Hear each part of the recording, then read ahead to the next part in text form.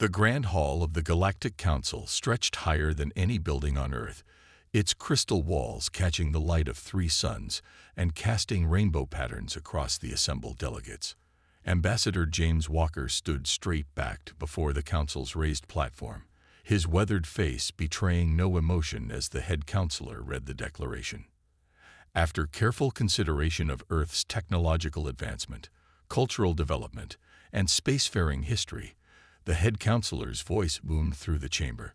This council hereby classifies humanity as a Class 3 primitive civilization. Walker noticed several alien delegates nodding in agreement. The blue-skinned representative from the Duraxian Empire didn't even try to hide their smirk. None of them understood what humanity was truly capable of. As per galactic law, the head counselor continued, Earth will be restricted to 5 colony worlds within their local sector. Their voting rights shall be limited to local matters only, and they shall have no say in major galactic decisions. The declaration hit exactly as the human delegation had expected. Walker had spent enough time in diplomatic circles to know that this was coming.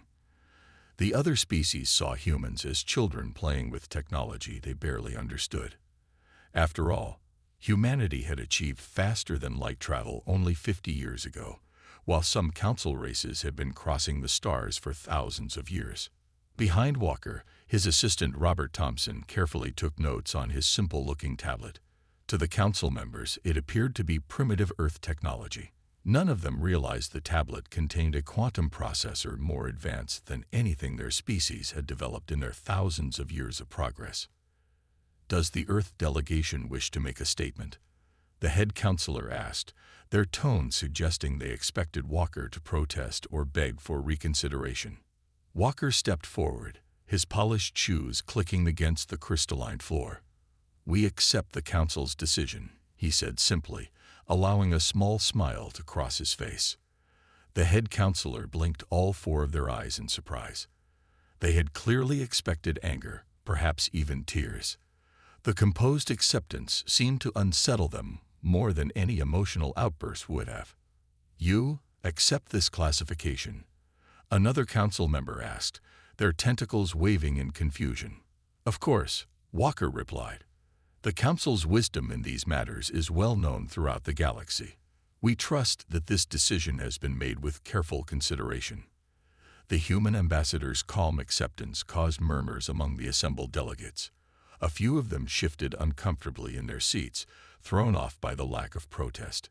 As Walker turned to leave the chamber, he caught sight of his reflection in the crystal walls. His gray hair and lined face made him look exactly like what they expected, a representative of a young, inexperienced species. They would never guess that inside his simple leather briefcase was a data drive containing the complete specs for humanity's latest quantum shielding technology, something their best scientists had deemed impossible. Back on their ship, Thompson finally let out a long breath. "They really think we're primitive, don't they?" Walker placed his briefcase carefully on the conference table. "They see what they expect to see, Rob. A young species, barely out of their solar system, using technology that looks simple to their advanced eyes." He chuckled softly. "They don't realize that sometimes the simplest-looking things can be the most sophisticated." "When should we reveal our true capabilities?" Thompson asked, activating their ship's quantum drive. A drive that the council races would consider far beyond humanity's abilities. Walker looked out at the stars through the ship's viewport. "All in good time. Let them think we're primitive for now. When the moment comes, when they truly need our help, that's when they'll learn just how wrong they were about humanity." The ship's engines hummed to life, using principles of physics that the council thought impossible to harness.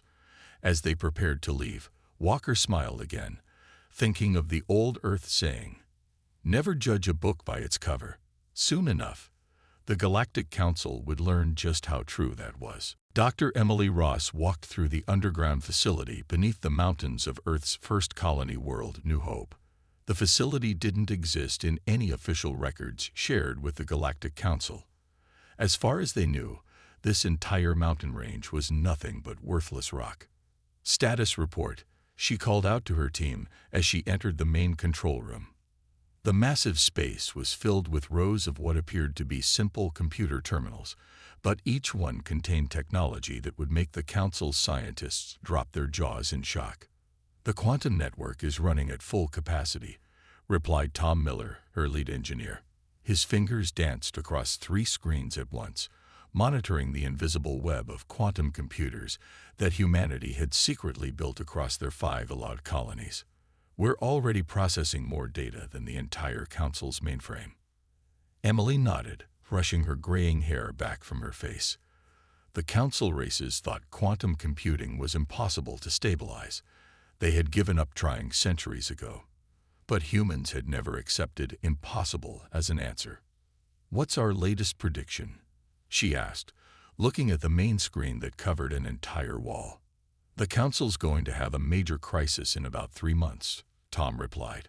"Our quantum eye has detected patterns in solar activity that their systems can't see. There's going to be a massive solar storm, bigger than anything they've recorded." Emily frowned. "Will it affect any populated systems?" 3 major Council worlds are in the direct path. Their standard shields won't be enough to protect them. The door slid open, and Ambassador Walker entered the control room. He had just returned from the Council meeting, where humanity had been classified as primitive. His small smile told Emily everything she needed to know about how the plan was proceeding. "I take it they bought it?" she asked. "Completely," Walker replied, loosening his tie. "They're so convinced of their own superiority that they never questioned why we accepted their judgment so easily." "How are things here?" Emily brought up a holographic display, another technology the Council thought was years away from perfection. "Our quantum network has detected an incoming crisis. The Council's worlds will need our help sooner than we expected." Walker studied the display, watching the predicted path of the solar storm. "Can we protect them?"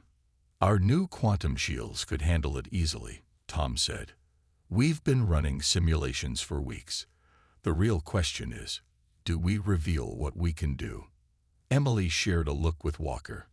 They both knew this moment would come, but they hadn't expected it so soon. The original plan had been to wait longer, to let the Council become even more convinced of humanity's primitive status. "If we don't help," Emily said slowly, "billions could die." Walker nodded. "Then there's no choice. We'll help them, but we'll do it carefully. We need to show them not just what we can do, but who we are as a species." "I'll start preparing the shield generators," Tom said, already typing commands into his terminal. "We can have them ready to deploy within a week." "The Council won't believe we developed this technology on our own," Emily pointed out. "They'll think we stole it, or that it's dangerous and unstable." Walker smiled that same quiet smile he had shown in the Council chamber. "Let them think what they want. When the storm hits and their worlds are in danger, they'll have to accept our help. And when our shields protect their people without fail, they'll have to accept that they were wrong about us." Emily turned back to her screens, watching as the quantum computers processed more calculations in a second than the Council's best systems could handle in a day. They had achieved this not through thousands of years of gradual advancement, but through human creativity, determination, and willingness to try what others called impossible. "Send the data to my office," Walker said as he turned to leave. "I need to prepare for how we'll present this to the Council. When the storm comes, we won't just save their worlds. We'll change how they see humanity forever." The quantum computers hummed quietly in the background, their true power hidden beneath simple exteriors, just like humanity itself. In 3 months, the galaxy would learn an important lesson about judging others by their appearance or age. The only question was whether they would be ready for that lesson. The newly discovered star system glowed on the holographic display in the Council chamber. Its asteroid belt sparkled with rare minerals and quantum unstable elements, resources that could power entire civilizations for centuries. "The motion to declare System X-249 off-limits to Class 3 civilizations is passed," announced the head counselor. They didn't even glance at Ambassador Walker, who sat quietly in the observer section. The quantum unstable asteroids are far too dangerous for primitive mining techniques. Walker kept his face carefully neutral, even as his communicator silently vibrated in his pocket. He already knew what the message would say. Humanity's secret mining operation in X-249 had just extracted its 1,000th ton of quantum unstable ore. Later that day, in the hidden mining base inside one of the system's larger asteroids, Mining Chief Alex Parker watched his crews work through the facility's reinforced windows. The miners moved with practiced ease in their advanced suits, using tools that the Council would have said were impossible for humanity to create. Another Council patrol coming through, his assistant reported, checking the quantum-enhanced sensors. They'll pass right by us in about 10 minutes. Alex nodded calmly. Activate the cloaking fields. Power down all external systems. The massive mining facility seemed to fade away into the asteroid's surface. Their quantum computers had perfected this technology years ago. The ability to bend light and energy signatures around an object. The Council's ships would see nothing but ordinary rock. Chief Parker, a voice called from the main control room. You'll want to see this.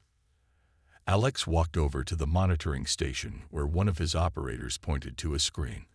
A Council mining ship had appeared at the edge of the system.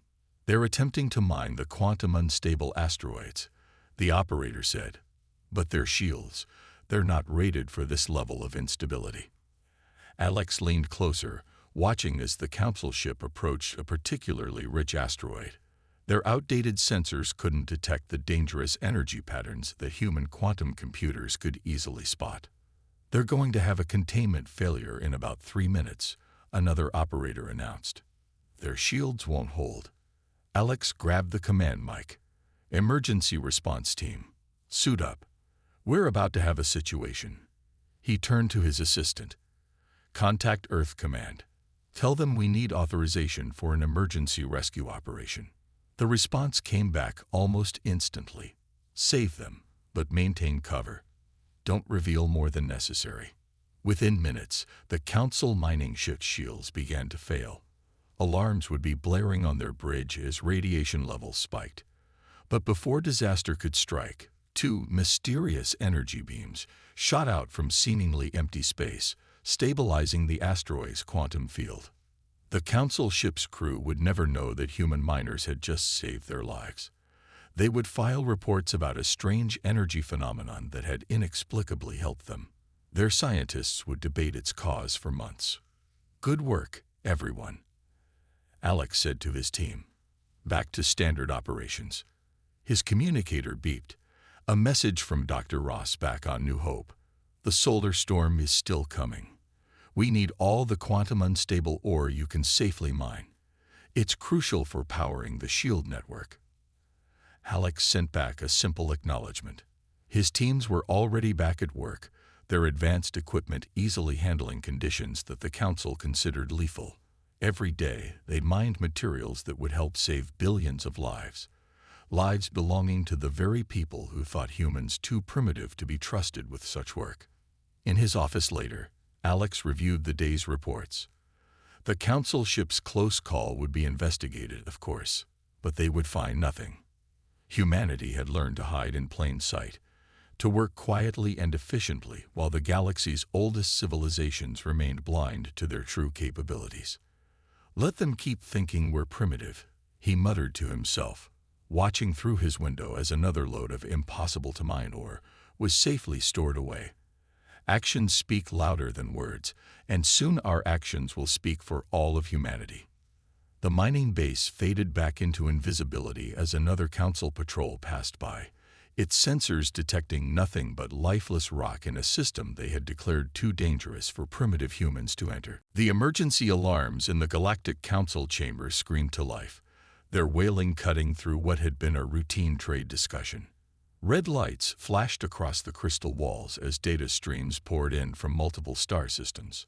3 Class 1 solar storms approaching populated systems, announced the Council's chief scientist, his scales turning pale with fear. Impact in less than 48 hours.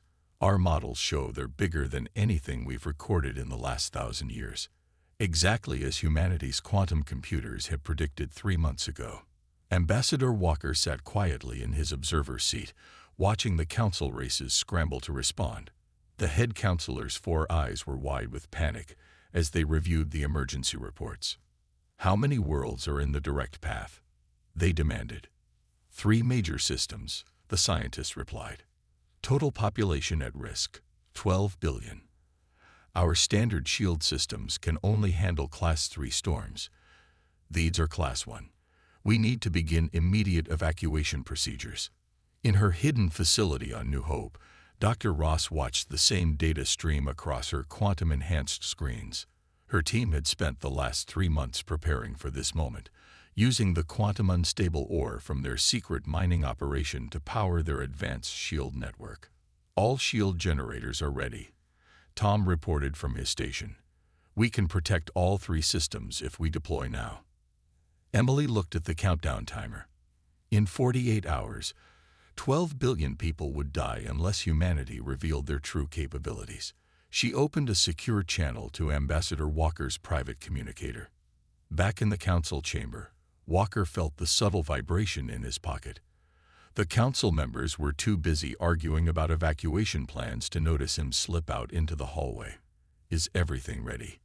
He asked quietly. All systems are go, Emily replied. We can save them all.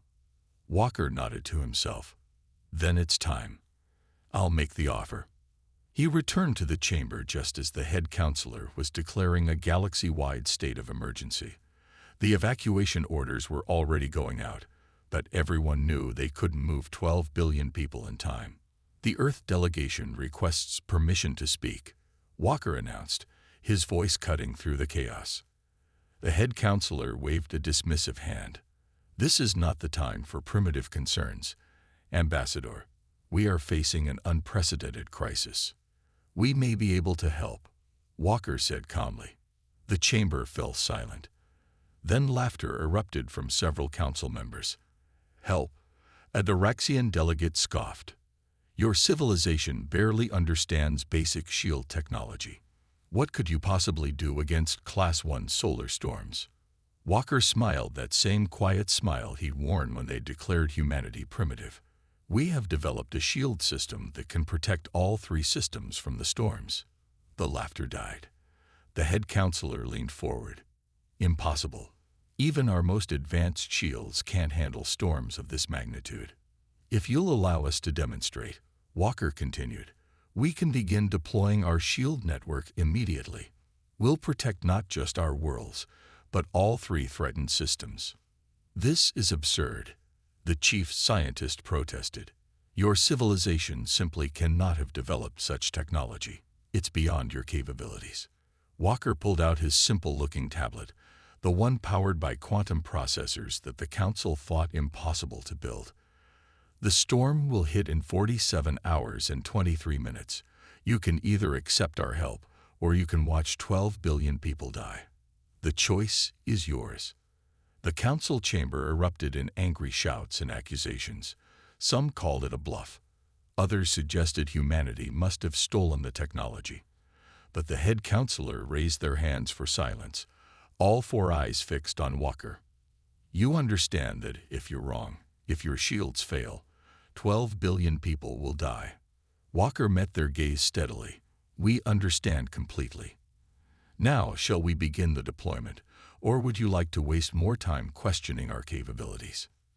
The head counselor looked around the chamber, then at the emergency displays showing the approaching storms. They had no choice, and they knew it. Begin your deployment, Ambassador. For all our sakes, I hope you know what you're doing. Walker was already sending the signal to Emily's team. Humanity's moment had finally come. In the observation deck of the Council's primary space station, dozens of alien delegates pressed against the windows. Below them, the first of the 3 threatened worlds waited for either salvation or destruction. The massive solar storm was visible now, a wall of deadly energy approaching the planet. Ambassador Walker stood calmly at the center of the room, his tablet displaying a live feed from Dr. Ross's facility on New Hope. The Council's chief scientist hovered nearby, instruments ready to record what he clearly expected to be a catastrophic failure. "Your shield generators should have been deployed by now," the scientist said, checking his readings. "I detect nothing." Walker checked his watch. 3 minutes until storm impact. "Dr. Ross, are we ready?" "All quantum shield generators in position." Emily's voice came through clearly. "Powering up now." Suddenly, points of light appeared in orbit around the threatened planet. The council delegates gasped as dozens of small satellites, previously hidden by human cloaking technology, revealed themselves. "Impossible," whispered the chief scientist. "Those devices are too small to generate planetary shields." "Size isn't everything," Walker replied as the first wave of the solar storm reached the planet's orbit. The small satellites activated simultaneously. Beams of energy shot between them, forming a web of light around the planet. As the storm hit, the deadly energy was caught and redirected by the quantum shield network, creating a spectacular display of controlled power. In the control room on New Hope, Emily and her team worked with practiced efficiency. The quantum computers processed trillions of calculations per second, adjusting the shield's strength and configuration in real time. "First planet secured," Tom announced. "Shield holding at 20% capacity. We could handle a storm 5 times this size." Emily nodded. "Activate the networks around the other 2 planets." Back at the observation deck, the council delegates watched in stunned silence as identical shield networks appeared around the other threatened worlds. Each planet was encased in a protective web of energy that their best scientists had deemed impossible to create. "How?" the chief scientist demanded, his instruments showing readings he couldn't understand. "These energy patterns, they're using quantum fields in ways we thought couldn't be controlled." Walker finally allowed himself a genuine smile. "Dr. Ross, would you like to explain?" Emily's hologram appeared from Walker's tablet. Another technology the council thought beyond humanity's capability. "The key was approaching quantum computing from a completely different angle," she explained. "While your civilizations tried to force quantum particles to behave according to classical rules, we adapted our computing architecture to work with quantum uncertainty." She brought up a diagram showing the basics of human quantum computing. The council scientists gathered around, their expressions shifting from disbelief to understanding to amazement. "These readings," one of them said quietly, "your quantum computers are processing more data than our entire combined network, which allows us to predict and control quantum fields with unprecedented precision," Emily continued. "The shield network isn't just blocking the storm. It's redirecting the energy, storing some of it for future use." A junior council member rushed into the observation deck. "Reports coming in from all 3 systems. The shields are holding perfectly. No damage, no casualties. They did it. They actually did it." The head counselor turned to Walker, all 4 eyes blinking rapidly. "Your civilization.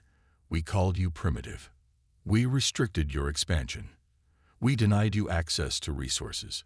Yet all this time," Walker finished for them, "we were advancing in ways you hadn't imagined possible.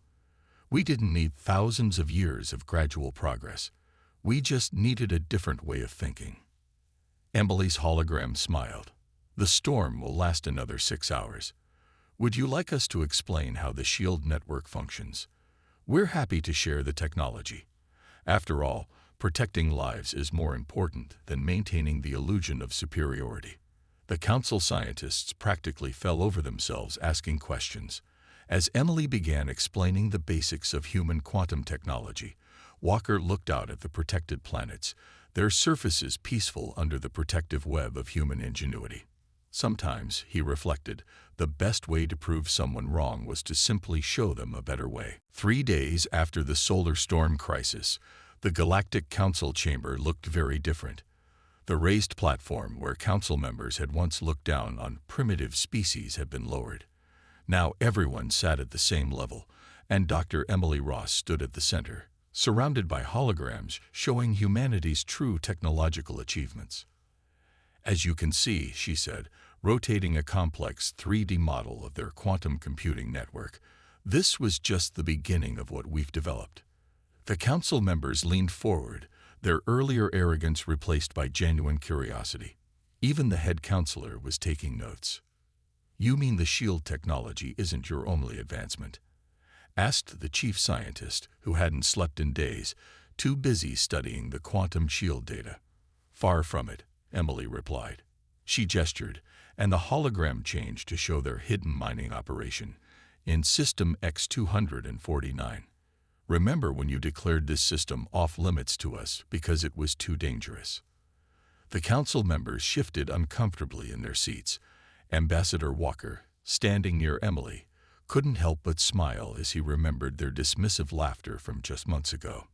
"We've been safely mining quantum unstable materials there for over a year," Emily continued. "Our quantum computers can predict and prevent instability events that your sensors can't even detect.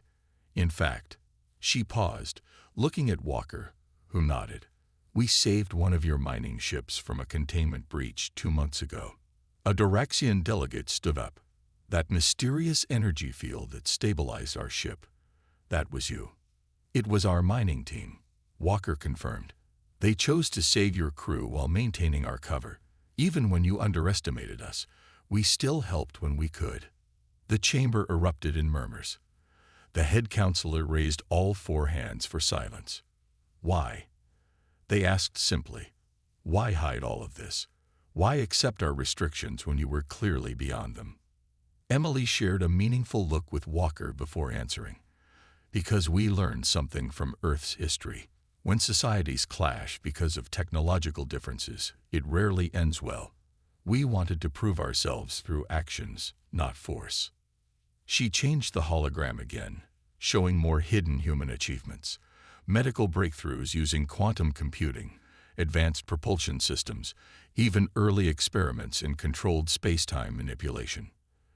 "We could have revealed all this when you classified us as primitive," Walker added. "We could have demanded recognition. Instead, we waited for a moment when our technology could save lives rather than just impress people." The chief scientist shook his head in amazement. "Your approach to quantum computing. It's so obvious in hindsight. While we tried to control quantum uncertainty, you embraced it, built your systems around it."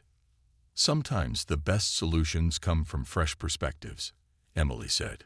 "We didn't have thousands of years of established scientific doctrine telling us what was impossible. We just looked at problems and found new ways to solve them." The head counselor stood up. The chamber fell silent. "I believe," they said slowly, "that we owe humanity a formal apology. Our assumption that age equals advancement was primitive." Walker stepped forward. "We don't want apologies. What we want is partnership. Real partnership, based on mutual respect. Every species in this chamber has something unique to offer. Age, tradition, new perspectives. They're all valuable." Emily nodded, switching off the holograms. "We've proven we can achieve great things on our own. Imagine what we could all achieve together, without artificial restrictions or assumptions about who is primitive and who is advanced." The council members looked at each other, then back at the humans. The head counselor spoke again, their voice carrying the weight of history. "It seems we have much to learn.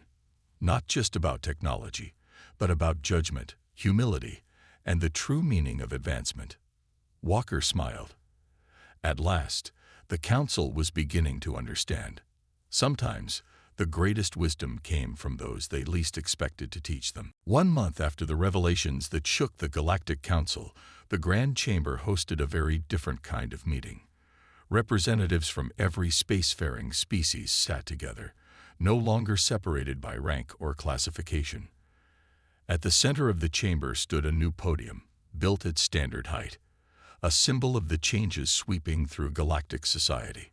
Ambassador Walker approached the podium, looking out at the assembled delegates. The chamber had never been so full. Even species that rarely attended council meetings had come to witness this historic day.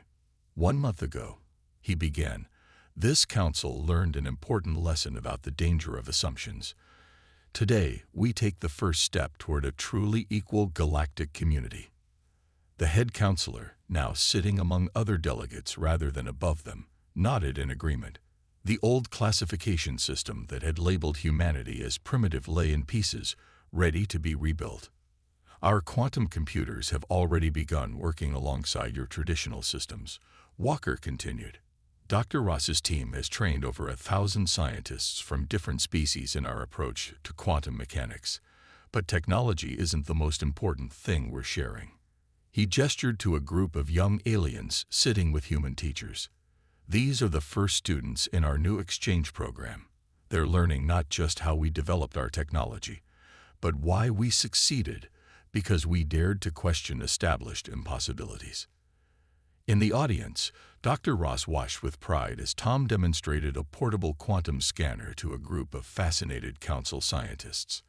The device, once hidden to maintain humanity's cover, now represented the bridge between different approaches to science. The mining operation in System X-249 is now a joint venture, Walker announced. Human quantum prediction systems working together with Council experience in deep space operations. Production has increased by 300%, with 0 accidents. The Diraxian delegate whose ship had been saved by human miners nodded appreciatively. Their entire mining fleet now carried human quantum safety systems. But perhaps most importantly, Walker continued, his voice growing stronger, we're dismantling the barriers that separated us. No more arbitrary classifications, no more restrictions based on age or tradition. Every species, every civilization has something valuable to contribute. He pulled out his tablet, no longer needing to hide its true capabilities, and displayed a new map of known space. The old boundary lines that had restricted human expansion were gone. Today, we propose a new foundation for galactic cooperation. Not a hierarchy, but a true community. One where we judge each other not by our age, not by our history, but by our actions and our willingness to work together. The chamber erupted in applause. Species that had once looked down on humanity now stood in respect. The head counselor approached the podium as Walker finished speaking. The motion to dissolve the old classification system and establish the new Galactic Cooperative is now open for voting, they announced. The words were merely a formality. Everyone knew how the vote would go. As the unanimous approval was recorded, Walker thought back to that day when they had first been labeled primitive. The quiet smile he had worn then had been a mask, hiding humanity's true capabilities. Now he smiled openly, genuinely, at what they had achieved. This is just the beginning, he said to Dr. Ross as they left the chamber together. Imagine what we'll all achieve now that we're working together instead of holding each other back. Emily nodded, watching as humans and aliens mingled freely in the hallways, sharing ideas and making plans. Sometimes the best way to prove someone wrong is to show them a better way forward. Outside the council building, 3 suns set on a new era in galactic history. The story of how humanity proved the council wrong would be told for generations, not as a tale of revenge or superiority, but as a lesson in the danger of underestimating others, and the power of proving oneself through actions rather than words. The old saying was true. Never judge a book by its cover.